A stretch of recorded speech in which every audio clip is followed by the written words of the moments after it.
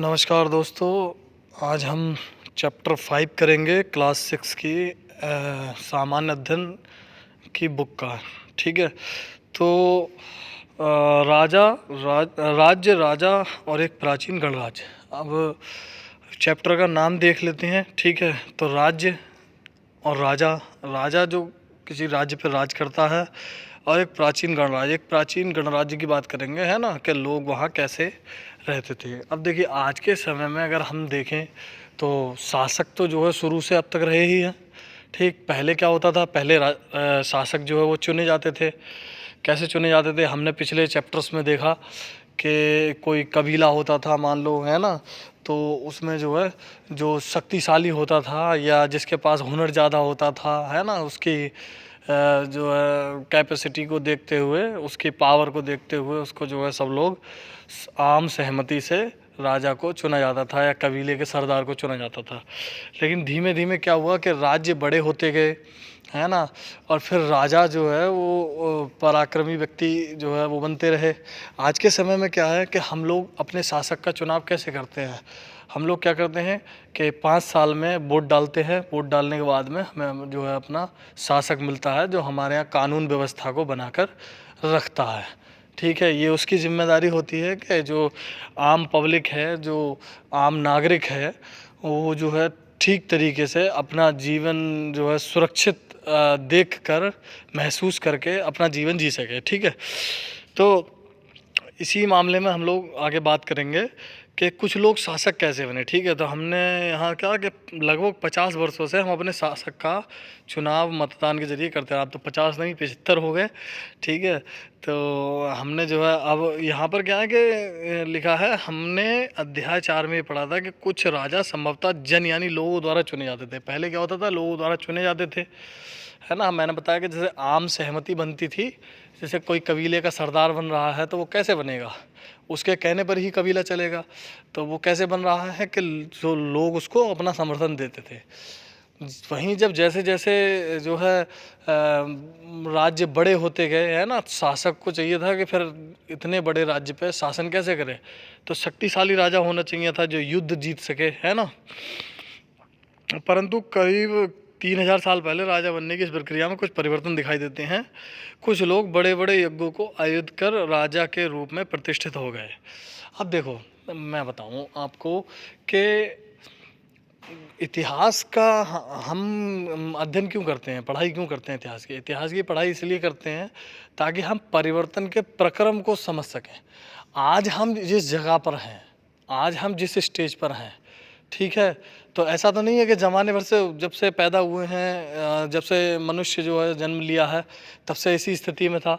हमने इस चैप्टर में शुरू से ही पढ़ा है कि आदमी जो जहाँ पत्थर तोड़ता था, है ना, गड्ढे खोद कर ज़मीन में रहता था, वहाँ से मनुष्य ने शुरुआत की है।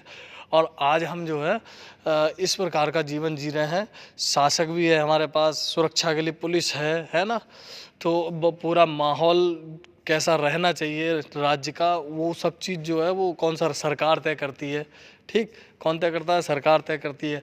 तो ये सब चीज़ें जो है धीमे धीमे इनमें परिवर्तन आता रहा है। तो वही परिवर्तन को हम इतिहास में समझेंगे। ठीक है। तो थोड़ा ये हल्का सा ही है, इसमें गौर करने की कोई ख़ास बात नहीं है। आपने सीरियल्स वगैरह में भी देखा होगा कि एक राजा, जैसे कोई मान लीजिए कोई राजा है और काफ़ी पावरफुल है, तो उसने क्या किया कि अश्वमेध यज्ञ करते थे। अश्वमेध यज्ञ का मतलब ये होता था कि जैसे कोई राजा है वो यज्ञ करवाता था और अपना एक घोड़ा छोड़ता था, जो सीधे जो है आगे पूरे एरिए में जो है टहलता रहता था, और बहुत सारे राज्य हैं उनमें जो है उसको छोड़ा जाता था कि उनसे निकल के जा रहा है। अब जो राज्य उसको जो है ताकतवर मानने को, उसके आगे झुकने को तैयार थे, ठीक है, तो उनसे तो कोई दिक्कत नहीं है, वो समारोह में उसके आते थे, वो समारोह में बुलाता था, और राजा जो है, पड़ोसी राजा जो है वो समारोह में आते थे। और जो नहीं आते थे उनसे फिर युद्ध होता था, वो घोड़े को रोक देते थे, है ना। तो इस प्रकार का ये आयोजन जो होता था। और राजा को जो है बाकी जो अड़ोस पड़ोस के जो राजा होते थे दूसरे राज्यों के, जो उसके सामने झुकते थे या उसको अपना राजा स्वीकार करते थे, राजाओं का राजा, तो उसको क्या करते थे कि उपहार देते थे, है ना, इस प्रकार का जो है ये उस समय का रहता था प्राचीन काल में। ठीक, तो ये अनुष्ठान होते थे। अब देखो यहाँ पे क्या है कि वैश्य लोग उपहार लाते थे, पुरोहित जिन्हें पुरोहित शूद्र मानते थे। पुरोहित का क्या, पंडित मौलवी टाइप का जो होते हैं वो पुरोहित कहलाते हैं। उन्हें कई अनुष्ठानों में शामिल नहीं किया था। अब देखो शूद्रों की और स्थिति बहुत ख़राब थी, शूद्रों की और ख़ासकर महिलाओं की भी। महिलाओं को भी शूद्र ही माना जाता था। ठीक है, तो महिला और शूद्र इनकी कोई भी जो है वो उसमें जो प्रक्रिया में, किसी भी प्रक्रिया में भाग नहीं लिया जाता था। ये खाली सेवा करने के लिए जो होते थे। अब देखो वर्ण की बात हो रही है, तो वर्ण की बात हो रही है तो देखो वैदिक काल में एक ग्रंथ रचा गया जिसका नाम था ऋग्वेद। ठीक, और बाकी जो ग्रंथ जो रचे गए हैं, 4 हमने वेद बताए। ठीक, ऋग्वेद, सामवेद, यजुर्वेद, अथर्ववेद।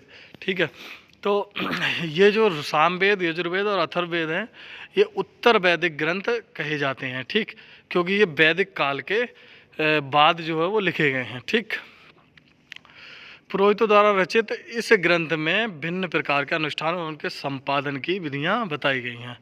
इनमें सामाजिक नियमों के बारे में भी बताया गया। आप देखो समाज में कैसे कर्मकांड होंगे, कैसे पूजा पाठ होगा, यज्ञ हवन कैसे होंगे, है ना, या मान लीजिए कोई व्यक्ति मर गया तो उसका क्रियाक्रम कैसे होगा, इन सब चीज़ों के बारे में भी उसमें जो है लिखा गया। अनुष्ठान जो होते हैं इन सब चीज़ों को बोलेंगे, कर्मकांडों को अनुष्ठान बोलते हैं। ठीक, तो उस समय समाज में कई समूह थे, जैसे पुरोहित, योद्धा, कृषक, पशुपालक, व्यापारी, शिल्पकार, श्रमिक, मछली पकड़ने वाले और जंगल में रहने वाले लोग शामिल थे। ठीक, तो इतने तरीके के जो है वो समूह थे समाज में। ठीक, तो पुरोहित और योद्धा वैभवशाली थे, वहीं कृषक और व्यापारी भी धनवान थे। दूसरी ओर पशुपालक, शिल्पकार, श्रमिक, मछली पकड़ने वाले और शिकारी और तथा भोजन संग्राहक निर्धन थे। ठीक, अब हमने बात करी कि निर्धन थे कुछ लोग, ठीक है,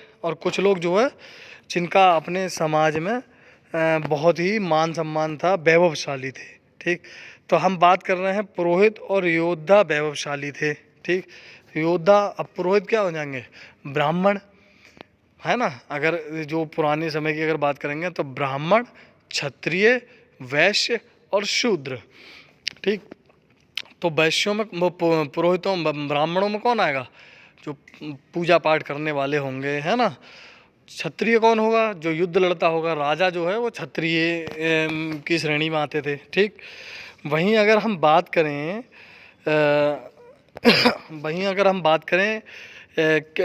मतलब जो है वैश्य की, तो वैश्य में क्या आ जाता था, बड़े जो है किसान जो है वो आ जाते थे, कृषक और व्यापारी। ठीक, ये भी धनवान होते थे, है ना।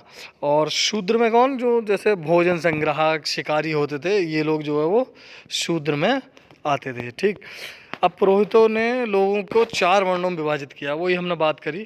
ठीक, तो पहला वर्ण था ब्राह्मणों का। उनका क्या क्या काम था, वेदों का अध्ययन अध्यापन करवाना, मतलब वेदों को पढ़ना और पढ़ाना। ठीक, जिनके लिए उपहार मिलता था। अब जो लोग उनसे ज्ञान लेते थे उनको गुरु दक्षिणा देते थे। और दूसरे स्थान शासकों का था, जिन्हें क्षत्रिय कहा जाता था। उनका काम युद्ध करना था और लोगों की रक्षा करना था, है ना। उनका काम युद्ध करना, राज करना, लोगों की रक्षा करना, है ना। तो ये था। क्षत्रिय वैश्य दोनों ही यज्ञ करने का अधिकार प्राप्त था। क्षत्रिय और वैश्य दोनों मतलब जो है युद्ध कर सकते थे ज़रूरत पड़े, वरना ज़्यादातर क्षत्रिय ही जो है इस कार्य में लगे रहते थे। और वर्णों में अंतिम स्थान शूद्रों का था। ठीक, तो वो शूद्र क्या थे कि ये देखो यहाँ साफ साफ लिखा है कि इनका काम तीनों वर्णों की सेवा करना था, इनमें कोई अनुष्ठान करने का अधिकार नहीं था। औरतों को भी शूद्रों के समान माना गया है। देखो, महिलाओं और शूद्रों को वेदों के अध्ययन का अधिकार नहीं था। महिलाओं को और शूद्रों को वेदों का अधिकार, मतलब वेदों के अध्ययन का अधिकार नहीं था। यानी कि हम जो आज स्थिति देखते हैं और पहले की स्थिति से अगर हम तुलना करके चलें तो हम क्या देखते हैं कि आज लेडीज़ें, लड़कियां, औरतें जो है पढ़ सकती हैं, है ना, पढ़ सकती हैं, पढ़ा सकती हैं, अब जो पढ़ा हुआ ही नहीं होगा वो पढ़ाएगा क्या। तो महिलाओं की स्थिति ये थी कि उनको ना पढ़ने दिया जाता था, पढ़ाने का तो फिर सवाल ही पैदा नहीं होता। ठीक, तो उनकी जो है स्थिति शूद्रों के समान थी। वो मतलब जो है अगर दरअसल देखा जाए तो समाज के बिल्कुल जो है एक निचले तबके में जो वो आते थे। पुरोहितों के अनुसार सभी वर्णों का जन्म वो निर्धारण जन्म के आधार पर होता था। उदाहरण के लिए ब्राह्मण माता पिता की संतान ब्राह्मण होती थी। अब वही बात आ गई ना कि राजा का बेटा राजा होगा, तो ब्राह्मण का पुत्र कौन होगा, ब्राह्मण। ठीक है ना। बाद में कुछ लोगों को अछूत माना गया। अछूत वर्गों में कुछ शिल्पकार, शिकारी और भोजन संग्राहक शामिल थे। साथ ही इनमें वे लोग भी आते थे जो शवों को दफनाने या जलाने का काम करते थे, है ना। अब देखो, वर्ण व्यवस्था को स्वीकार नहीं किया कई लोगों ने क्या किया, वर्ण व्यवस्था को स्वीकार ही नहीं किया। अब जो जिसको समाज में रहने का अधिकार नहीं है, समाज में सम्मान नहीं है, तो वो जो है इस वर्ण व्यवस्था को अस्वीकार कर देता। ठीक, ऐसे बहुत सारे लोग थे। कुछ राजा स्वयं को पुरोहितों से श्रेष्ठ मानते थे। अब इनमें भी वर्चस्व की लड़ाई थी कि भाई मैं बड़ा हूँ या मैं बड़ा हूँ। तो ब्राह्मण कहते थे कि हम बड़े हैं। ठीक, और क्षत्रिय कहते थे कि क्षत्रियों में राजा स्वयं को जो है ऊंचा मानते थे, क्योंकि राज वो करते थे। अब पुरोहित तो उनके ही राज में रह रहे हैं ना, तो इनका जो है थोड़ा सा अपना सामाजिक झगड़ा जो है वो चलता रहता था। कुछ लोग जन्म के आधार पर वर्ण निर्धारण को सही नहीं मानते। अब देखिए हम क्या बोल रहे हैं, हम आज की स्थिति देखें और पुरानी स्थिति देखें। आज क्या है कि वर्ण का निर्धारण सही करके नहीं मानते। जैसे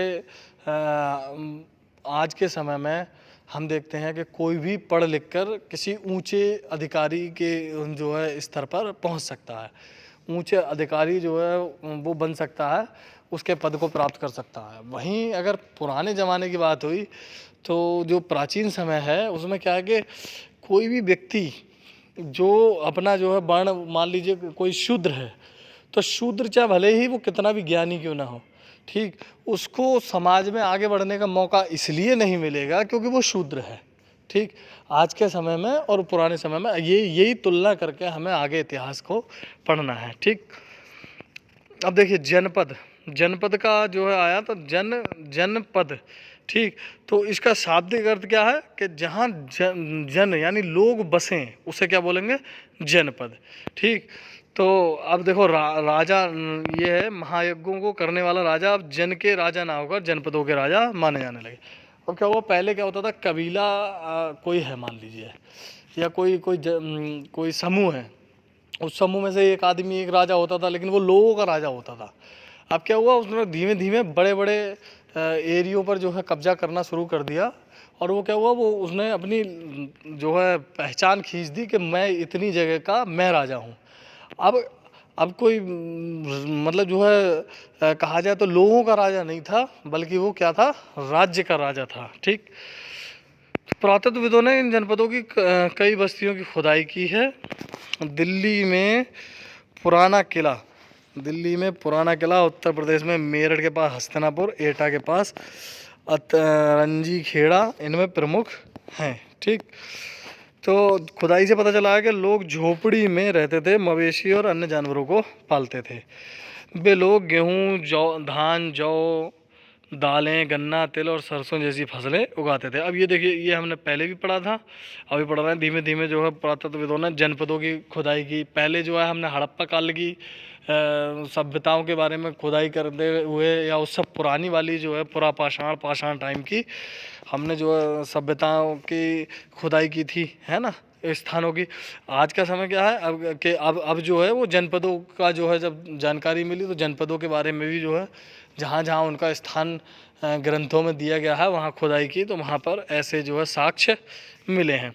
लोग मिट्टी के बर्तन भी बनाते थे, है ना। इनमें कुछ धूसर और कुछ लाल रंग के होते थे। अब धूसर का मतलब क्या है, धूसर में मिट्टी का कलर हो गया, इस प्रकार के जो है रंग के बर्तन जो है बने हुए थे। और इनमें कुछ पे जो है डिजाइन बना रखी थी, चित्रकारी कर रखी थी। ठीक, तो उनको बोलते हैं चित्रित धूसर पात्र। ठीक, अब महाजनपद की बात करते हैं। तो देखिए महाजनपद, अब नाम से ही पता चल रहा है, एक हो गया जनपद, एक हो गया महाजनपद।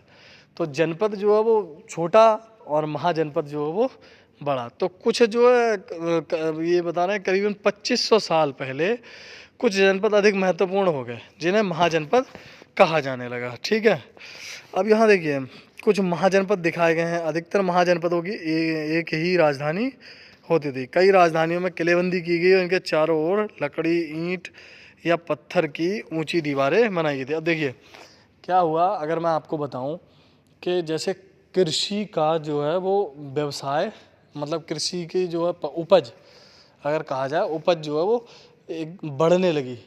और बढ़ने कैसे लगी कि लोहे की जो है वो लोहे की खोज हो गई थी और लोहे की फाल बनाकर खेतों की और गहरी जुताई की जाने लगी, जिससे क्या होने लगा कि फसल जो है वो अच्छी पैदा होने लगी, पैदावार अच्छी होने लगी। और जब पैदावार अच्छी होने लगी तो कृषि अधिशेष भी बचने लगा। कृषि अधिशेष मतलब पहले क्या होता था कि जितना पैदा किया वही खाने को नहीं हो पा रहा था। अब क्या हुआ कि खाने को भी पैदा होने लगा, इसके अलावा बचने भी लगा। अब उस बचे हुए पर कब्जा करने के लिए क्या होगा कि राजा जो है वो उस बचे हुए अधिशेष में से अपना एक एक भाग लेने लगेंगे, कर लगाने लगेंगे। और उससे क्या होगा कि जो अधिशेष इकट्ठा होगा और उसको जब जो है उसका जब इस्तेमाल किया जाएगा तो राज्य जो है वो संपन्न होता जाएगा, व्यापार का जो है वो बढ़ेगा, व्यापार जो है वो उसकी उन्नति होगी। क्या होगा कि जैसे मान लीजिए एक समय ऐसा हुआ कि राज्य में किसी को खाने भर के लिए पैदा नहीं हो पाता था।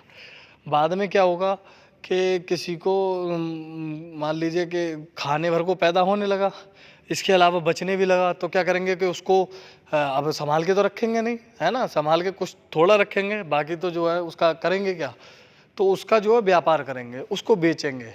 और ऐसे टाइम में ही एक राज्य उभर कर आएगा, जो जनपद में से एक जनपद उभर कर आएगा जो बाद में महाजनपद बनेगा, उसको बोलते हैं मगध। ठीक है, तो मगध में क्या होगा कि वहाँ पर जो वो ऐसी जगह पे था जहाँ पर क्या हुआ कि पेड़ पौधे हैं, मतलब जंगल जो है बढ़िया था। तो उस जंगल में जो है हाथी थे, वहाँ से काटने के लिए लकड़ी मिलने लगी, है ना।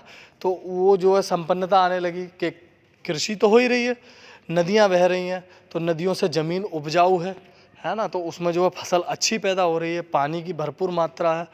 तो बिहार का जो है हम ये इलाका देखेंगे, अगर मैं आपको नक्शे में दिखाऊं, ये जो है ये इलाका जो है ये है मगध। ठीक है, तो इसमें क्या हुआ कि दो नदियां हैं, गंगा और सोन नदी जो है वो वहाँ पर होके जा रही हैं। तो ऐसे में क्या होगा कि देखिए सबसे पहली चीज़ आवाजाही का, परिवहन का जो है वो साधन आसानी से मिलने लगा क्योंकि नदी बह रही है। दूसरा मतलब जो है नदियों की वजह से जो है ज़मीन उपजाऊ हो रही है। इसके अलावा पानी की समस्या भी दूर हो रही है, जो पानी जो चाहिए ज़मीन को खेती करने के लिए, हम आदमी को खाने पीने के में जो है इस्तेमाल करना है, तो पानी की समस्या दूर हो रही है। दूसरा अगर हम बात करें तो जंगल जो है पास में है काफ़ी बड़ा, और उस जंगल से जो है कटान करके लकड़ी भी मिल रही है। इसके अलावा उस जंगल में जो हाथी हैं, ठीक, उन हाथियों को पकड़कर सेना में भर्ती किया जा रहा है, उनको जो है सिखाया जा रहा है, ट्रेन किया जा रहा है सेना के लिए।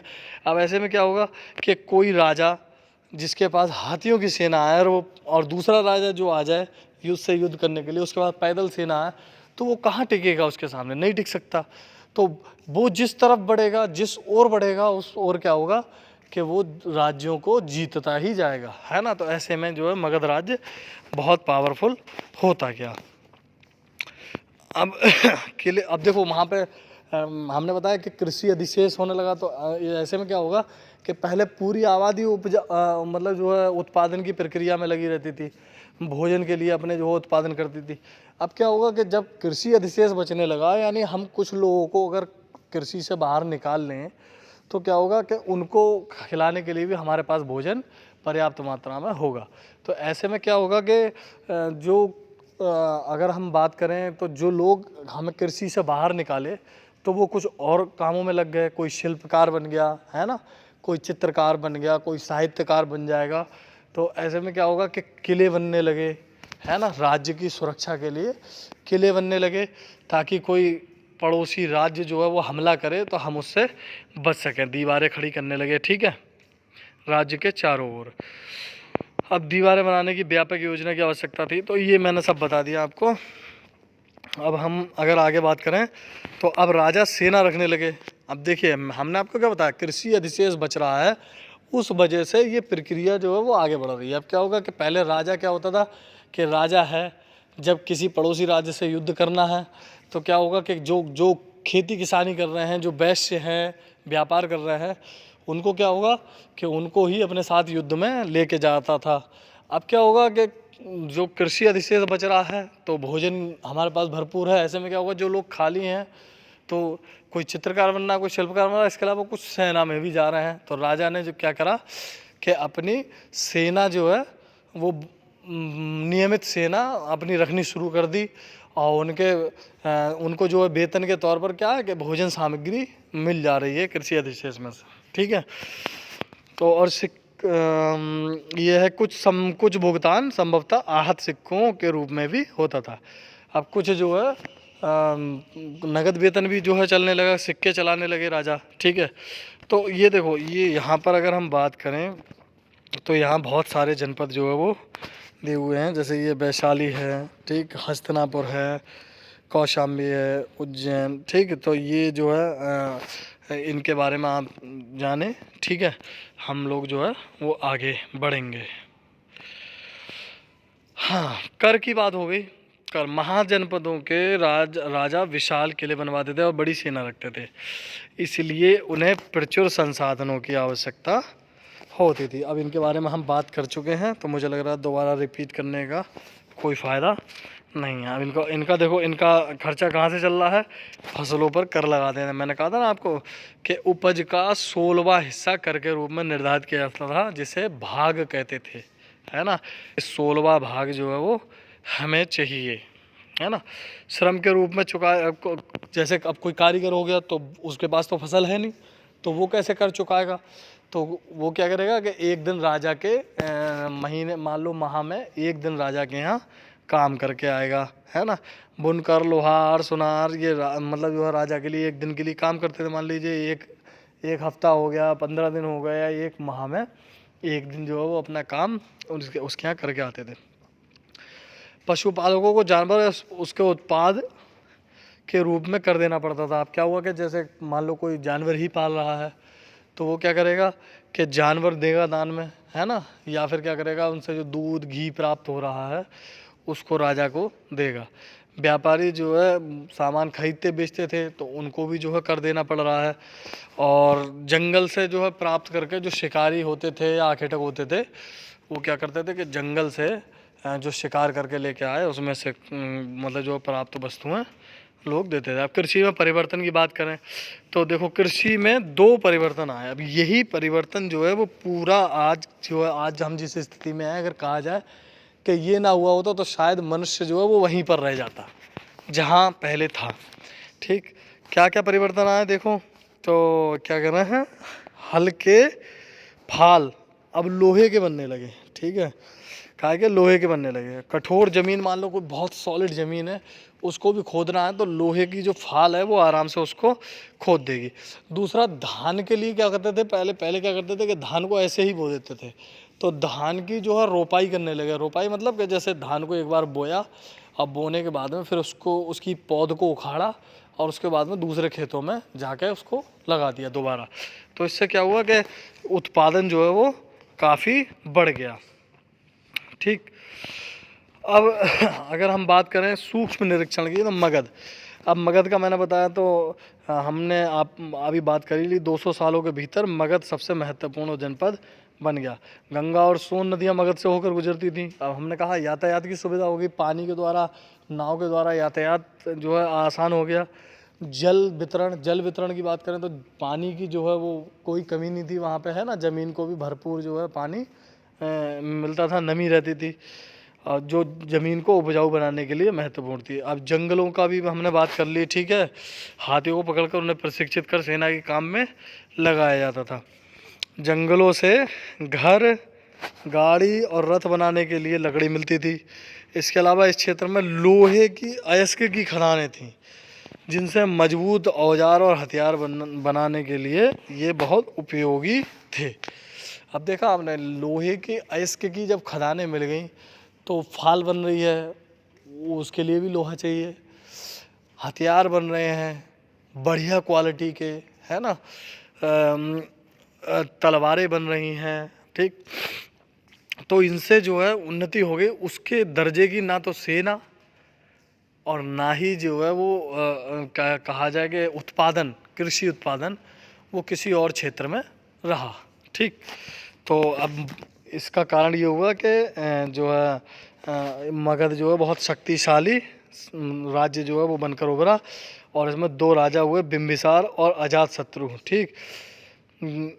इन्होंने जो है वो आसपास के ज़्यादातर जो है वो राज्यों को जीत लिया। महापद्मनंद एक और महत्वपूर्ण शासक थे, ठीक। अब एक महापद्मनंद जी, अब उन्होंने अपने नियंत्रण का क्षेत्र इस उपमहाद्वीप के उत्तर पश्चिमी भाग तक फैला लिया था। अब आप सोचिए कि जो आज के समय में जो हम देखते हैं राजस्थान पंजाब का इलाका है, वहाँ तक जो है उन्होंने अपना नियंत्रण फैला लिया था।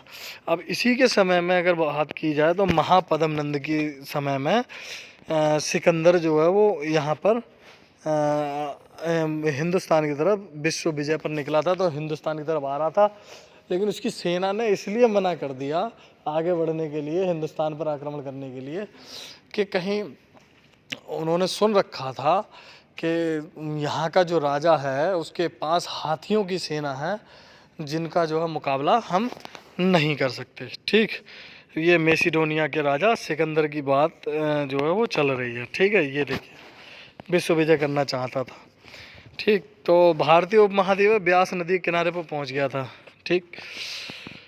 वज्जी संघ की बात करते हैं। एक संघ था वज्जी, जैसा कि तुमने ऊपर पढ़ा, मगध एक शक्तिशाली राज्य बन गया, मगध एक शक्तिशाली राज्य बन गया, उसके नज़दीक ही वज्जी संघ का राज्य था जिसकी राजधानी वैशाली थी, ठीक है। तो यहाँ अलग किस्म की शासन व्यवस्था थी। यहाँ पे क्या था कि मान लीजिए बहुत सारे गांव हैं और हर गांव का एक राजा है या एक सरदार है, ठीक है। तो वो क्या करते थे कि जैसे वो सब मिलकर रहते थे, और जैसे मान लीजिए कि कोई कार्य करना है या किसी पड़ोसी राज्य से युद्ध करना है, तो वो सारे राजा जो अपने अपने इलाके के या अपने अपने गांव के होते थे, तो वो आपस में बैठकर सलाह मशवरा करते थे, वाद बहस करते थे, है ना। और उससे क्या होता था कि उनका जो है निर्णय जो होता था उस निर्णय के हिसाब से चलते थे।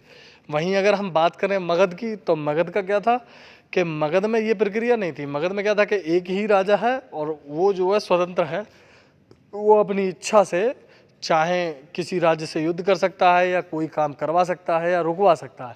वहाँ पर और वज्जी में क्या होता था, वज्जी में ऐसा है कि मान लीजिए हमें राज्य की अपनी चार दीवारी करवानी है, चारों तरफ जो है बाउंड्री खिंचवानी है, तो इसके लिए कहाँ से पैसा आएगा, कि कितनी मतलब जो है क्या क्या चीज़ का इस्तेमाल होगा, कहाँ कहाँ से किस चीज़ की व्यवस्था की जाएगी, कितने लोग जो है इसमें लगेंगे, तो उनका जो है उनको जो है पैसा कहाँ से दिया जाएगा, या मान लीजिए उनकी जो वेतन है वो उसको कहाँ से दिया जाएगा। तो ये सब चीज़ की उनके आपस में जो है वो चर्चा होती थी। ये बिल्कुल एकदम डेमोक्रेसी का, अगर कहा जाए लोकतंत्र का जो है वो एक उदाहरण हम देख लें। अब देखो ये यहाँ पे देखा, गण शब्द का प्रयोग कई सदस्यों वाले समूह के लिए किया जाता था। संघ अर्थात संगठन या सभा, ठीक। तो कह रहे हैं कि गण या संघ में कई शासक होते थे, कभी कभी लोग एक साथ शासन करते थे, जिनमें से प्रत्येक व्यक्ति राजा कहलाता था। मैंने बताया कि जैसे गांव में मान लो बहुत सारे गांव हैं किसी इलाके में, मान लो बज्जी का अगर हम इलाके की बात करें, बज्जी संघ की बात करें, तो वहाँ पर कई सारे जो है गांव हैं या इलाके हैं, तो वहाँ हर इलाके से एक राजा जो है वो कहलाता था, ठीक है। और वो जो है आपस में मिलकर जो है सहमति से ये सारा जो है काम करते थे। अगर हम बात करें अजातशत्रु और वज्जी संघ की, देखो वज्जी संघ का वर्णन दीर्घ निकाय से लिया गया है। दीर्घ निकाय क्या है, एक प्रसिद्ध बौद्ध ग्रंथ है, ठीक।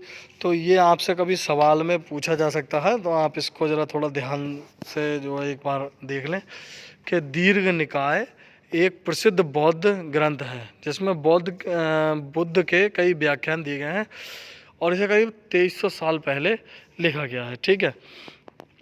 अजातशत्रु और वज्जी संघ, अजातशत्रु वज्जी संघ पर आक्रमण करना चाहते थे। अजातशत्रु कौन है? अजातशत्रु की अगर बात की जाए तो अजातशत्रु जो है वो मगध का राजा था, ठीक, और वो वज्जी संघ पर आक्रमण करना चाहता था।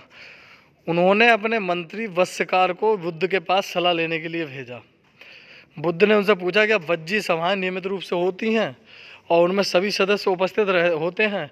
जब उन्हें पता चला कि ऐसा होता है, उन्होंने कहा वज्जीवासी तब तक उन्नति करते रहेंगे जब तक वे पूर्ण और नियमित सभाएं करते रहेंगे, आपस में मिलजुल कर काम करते रहेंगे, पारंपरिक नियमों का पालन करते रहेंगे, बड़ों का सम्मान और समर्थन, उनकी बातों पर ध्यान देते रहेंगे। ठीक है, तो ये वज्जी संघ की अगर हम बात करें तो यही जो है, अगर हम बात करें तो यही वज्जी संघ की अगर देखा जाए तो सबसे ख़ास बात है कि वहाँ सभाएं भी होती थीं, आपस में लोग मिलजुल कर काम भी करते थे, पारंपरिक नियमों का पालन करते थे, बड़ों का सम्मान समर्थन उनकी बातों पर ध्यान देते रहते। ठीक है, अब बात करें वज्जी में महिलाओं के साथ जोर ज़बरदस्ती नहीं करेंगे, उन्हें बंधक नहीं बनाएंगे, गाँवों शहरों और गाँवों में चैत्यों का रखाव करेंगे, विभिन्न मतावलंबियों और संतों का सम्मान करेंगे और उनके आने जाने पर कोई रोक नहीं लगाएंगे। ठीक है, तो ये सारी जो चीज़ें जो है वज्जी संघ के अंदर